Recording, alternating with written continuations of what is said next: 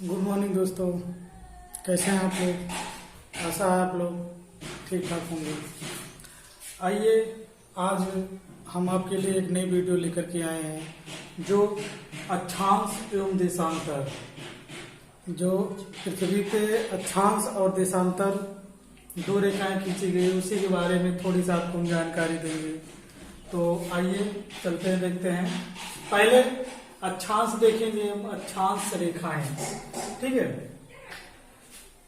पृथ्वी जो है ये दोनों एक काल्पनिक रेखाएं हैं, ये एक मानी गई है कि काल्पनिक रेखाएं हैं अक्षांश और देशांतर, ठीक है। एक निर्धारित कर दी गई कि इतने किलोमीटर इतने दूरी पे इतनी रेखाएं होगी, तो उसी को देशांतर और अक्षांश कहा जाता है। तो सबसे पहले हम अक्षांश रेखा देखेंगे।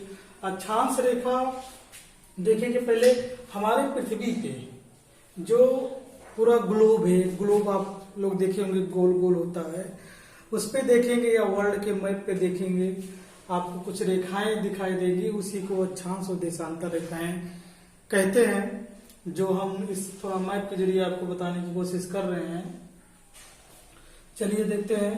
तो एक ग्लोब जो होता है, ग्लोब गोल गोल होता है, उसके बीच में एक रेखा होती है, बीच में एक रेखा जिसको 0 अंश अक्षांश कहा जाता है या 0 डिग्री अक्षांश कहा जाता है।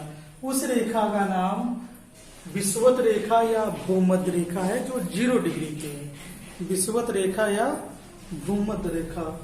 और ये रेखा जो है ग्लोब को या पृथ्वी को दो भागों में डिवाइड करती है, दो भागों में, एक नॉर्थ पोल, दूसरा साउथ पोल, यानी उत्तरी गोलार्ध और दक्षिणी गोलार्ध। उत्तरी गोलार्ध और दक्षिणी गोलार्ध में डिवाइड किया गया है ये दोनों। ये रेखा बीच से, ये जो बीच वाली रेखा है, ये दो भागों में डिवाइड करती है। ये आपका हो जाएगा दक्षिणी गोलार्ध, ये आपका हो जाएगा उत्तरी गोलार्ध। अब इसी क्रम में 3 रेखाएं जो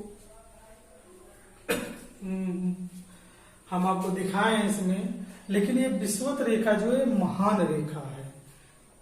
ये विषुवत रेखा महान रेखा है, उसके बाद कर्क रेखा है, उसके बाद फिर मकर रेखा है जो 23.5 डिग्री अक्षांश पे स्थित है। फिर इसी क्रम में हम बढ़ते चले जाएंगे 90 डिग्री जो है उत्तर की ओर और 90 डिग्री दक्षिण की ओर, ठीक है। ये 0 डिग्री से उत्तर की तरफ जाएंगे 90 डिग्री और 0 डिग्री से दक्षिण की तरफ आएंगे 90 डिग्री, तो टोटल ये हो जाता है 180 डिग्री। कितना हो जाता है? 180 डिग्री क्या अक्षांश। 180 डिग्री अक्षांश है। टोटल अक्षांश रेखाओं की संख्या कितनी है? 180 डिग्री, ठीक है टोटल। अब इसी क्रम में इसी तरह से ये क्या ऐसे ऐसे होते हुए चले जाएंगे, इसकी दूरी कम होती चली जाएगी। जैसे जैसे हम ध्रुव की तरफ जाएंगे वैसे वैसे इसकी दूरी कम होती चली जाती है, ठीक है। ऐसे कम होते चली जाए 90 डिग्री। इसको ध्रुव भी बोला जाता है। उत्तरी गोलार्ध और दक्षिणी गोलार्ध को ध्रुव भी कहा जाता है। अक्षांश रेखाओं का काम जलवायु निर्धारण या मौसम निर्धारण के लिए किया जाता है। अधिकतर इसका काम जो है क्लाइमेट या जलवायु के लिए होता है, मौसम के लिए होता है। अब देखते हैं, ये जो विषुवत रेखा है आपकी, इसको महान रेखा कहा जाता है। ये रेखा, इस रेखा पर सूर्य की किरण साल भर लंबवत पड़ती है, यानी कहने मतलब है साल भर सीधी पड़ती है इस रेखा पर। तो इस रेखा पर गर्मी सबसे ज्यादा होती है और इस रेखा की सबसे खास विशेषता ये है कि यहाँ पर सालों भर वर्षा होती है। विषुवत रेखा पर सालों भर वर्षा होती है। सुबह से लेकर 12 बजे तक खूब बहुत तेज गर्मी पड़ती है, उसके बाद फिर दूसरे मीटर से बारिश शुरू हो जाती है और ये डेली प्रक्रिया चलती है, बारिश होती है। यहाँ पर घने जंगल पाए जाते हैं, यहाँ पर घने जंगल पाए जाते हैं और इसको पृथ्वी का फेफड़ा भी बोला जाता है या पृथ्वी का हृदय कहा जाता है। विषुवत रेखा को क्या कहा जाता है? विषुवत रेखा को हृदय, पृथ्वी का हृदय कहा जाता है। इसी रेखा पर एक सांप की प्रजाति पाई जाती है जो आप लोग नाम सुने होंगे, एनाकोंडा। एनाकोंडा सांप की प्रजाति इसी रेखा पे, भूमध्य रेखा विषुवत रेखा पे पाई जाती है। कर्क रेखा जो है हमारे भारत से होकर के गुजरी हुई है, ये तो आप जानते ही, बता चुके हैं, 8 राज्यों से होकर के गुजरी है। फिर मकर रेखा है आपकी, ये भी 23.5 डिग्री है और कर्क रेखा भी 23.5 डिग्री है आपकी। अब आ जाते हैं देशांतर रेखाएं। ठीक, देशांतर जो रेखाएं हैं ये आपकी, ये ग्लोब पे जो है आपके, देखिएगा आप 0 डिग्री बीच से लाइन खींची गई है, 180 डिग्री पूरब है, 180 डिग्री पश्चिम है। ठीक है, तो इसको इसी तरह से बना लेते हैं हम, 180 डिग्री पूरब, 180 डिग्री पश्चिम। तो 180 डिग्री पूरब, 180 डिग्री पश्चिम की तरफ टोटल ये रेखाएं हो जाती है 360।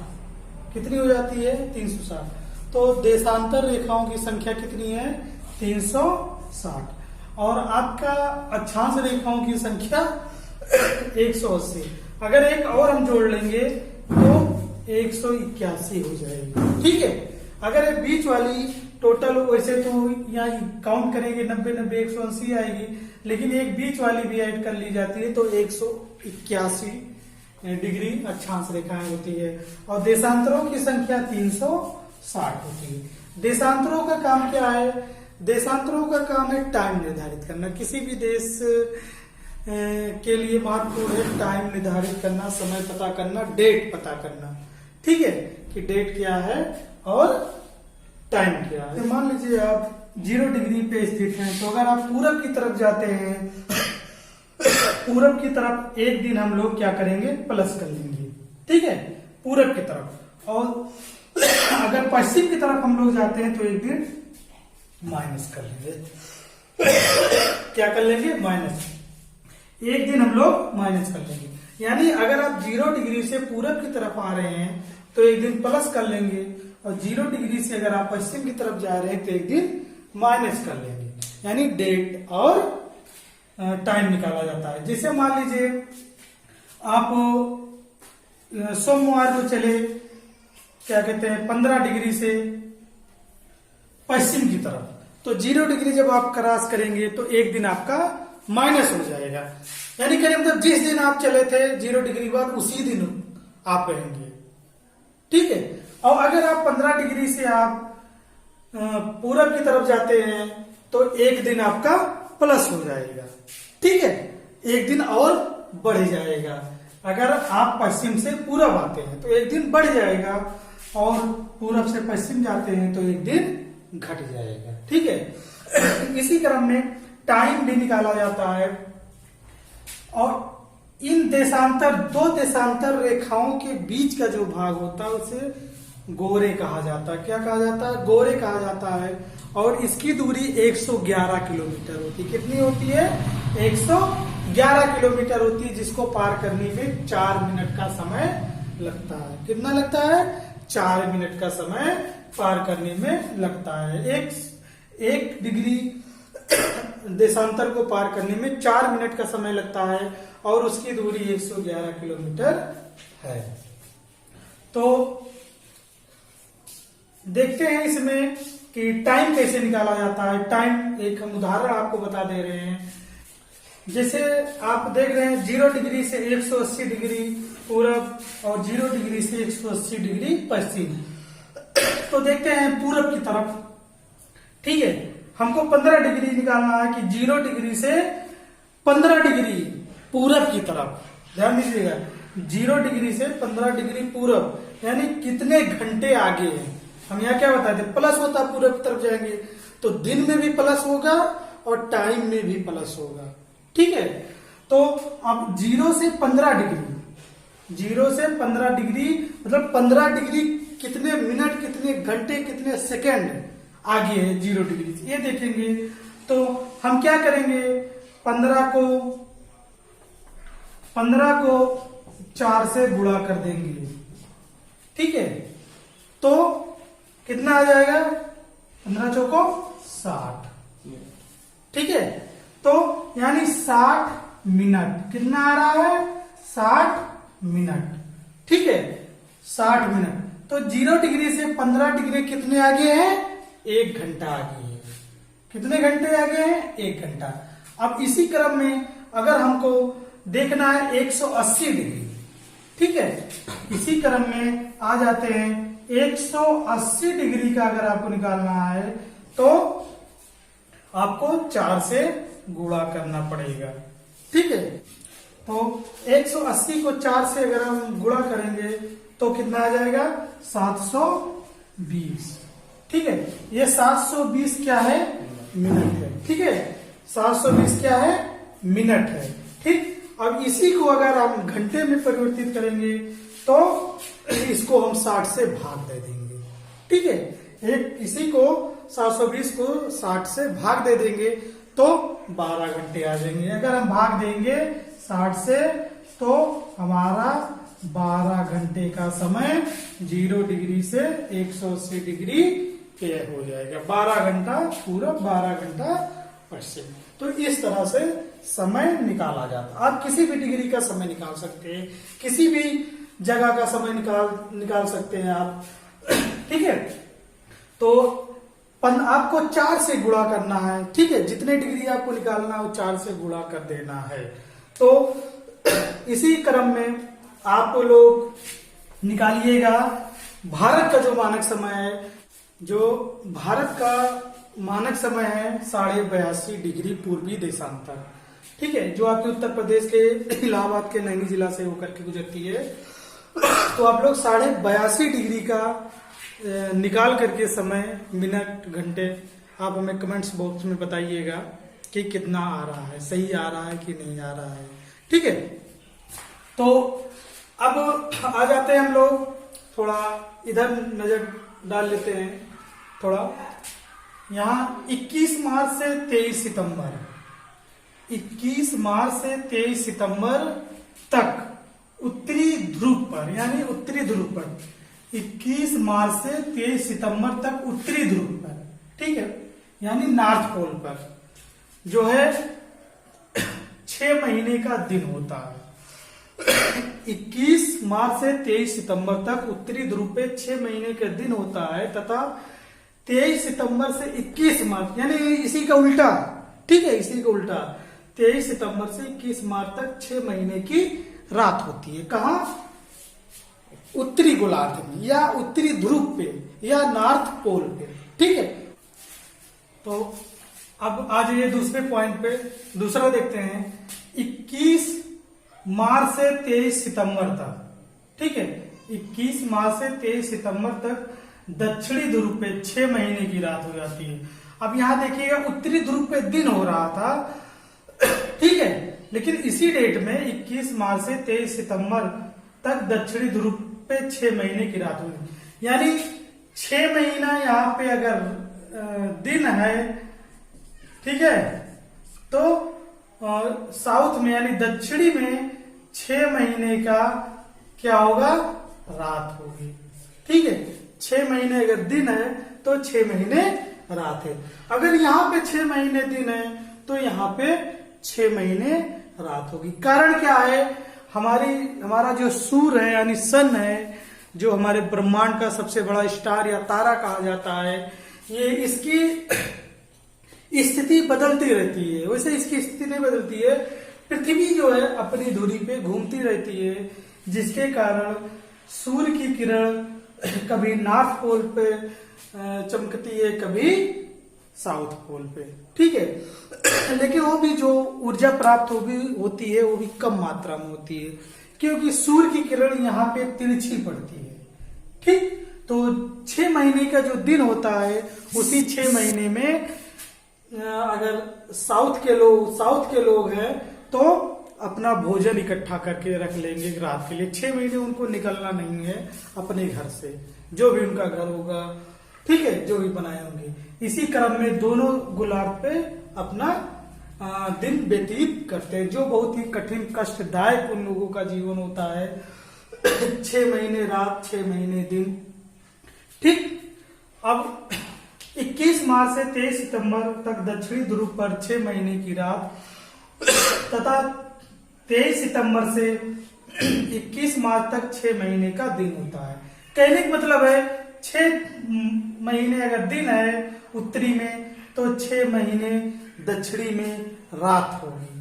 ठीक है, अब आ जाते हैं नेक्स्ट पे। 23 सितंबर एवं 21 मार्च 23 सितंबर एवं 21 मार्च को पूरी पृथ्वी पे दिन और रात बराबर होते हैं। ठीक है, यानी 12-12 घंटे के दिन होंगे तो 12 घंटे की रातें होंगी 23 सितंबर और 21 मार्च को। ठीक है, इसको 2 भागों में बांटा गया है, एक शरद विषुव है और दूसरा बसंत विषुव है। ठीक है, शरद विषुव और बसंत विषुव है।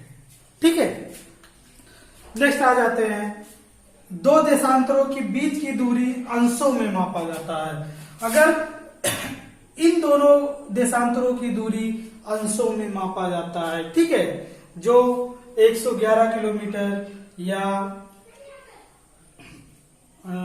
111 किलोमीटर होती है, जो 15 डिग्री या 15 अंश कहा जाता है। नेक्स्ट आ जाते हैं 2 देशांतरों के मध्य का क्षेत्र जो होता है, 2 देशांतरों का जो मध्य का क्षेत्र होता है ये वाला, ठीक है, ये 2 देशांतरों के मध्य का जो क्षेत्र होता है उसे गौरे कहा जाता है। ठीक है, क्या कहा जाता है? गौरे कहा जाता है। नेक्स्ट आ जाते हैं 180 डिग्री देशांतर को, 180 डिग्री देशांतर को, यहाँ पे ये 180 डिग्री देशांतर को, ये जो पूरब और पश्चिम दोनों तरफ जो 180 डिग्री देशांतर की रेखाएं हैं, इनको अर्धरात्रि देशांतर भी कहा जाता है। क्या कहा जाता है?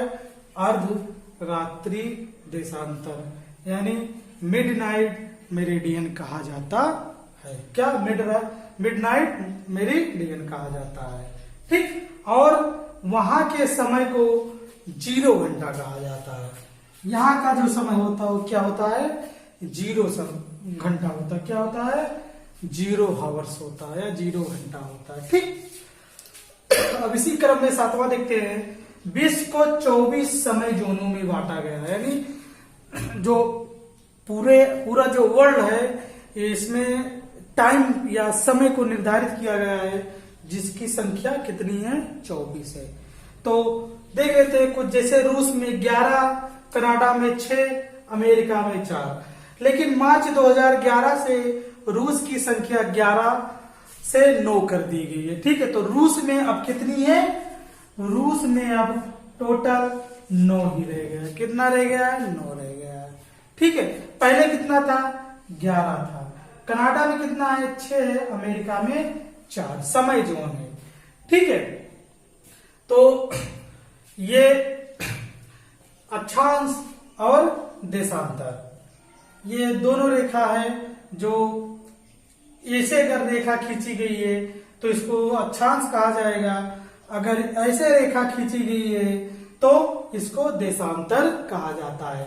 इसका काम है क्लाइमेट और वेदर निर्धारण करने के लिए, इसका काम है समय और डेट निर्धारित या टाइम और डेट या समय निर्धारित करने के लिए। ठीक है, तो आज आपके लिए बस इतना ही। हम आपको अब नेक्स्ट वीडियो में मिलेंगे नेक्स्ट चैप्टर के साथ। अगर आप हमारे चैनल पे नए हैं तो चैनल को सब्सक्राइब करके बेल आइकन को दबा लीजिएगा और लाइक भी कर दीजिएगा, शेयर भी कर दीजिएगा, जिससे हम आपके लिए और भी नई वीडियो प्रस्तुत करें। तब तक के लिए जय हिंद, जय भारत।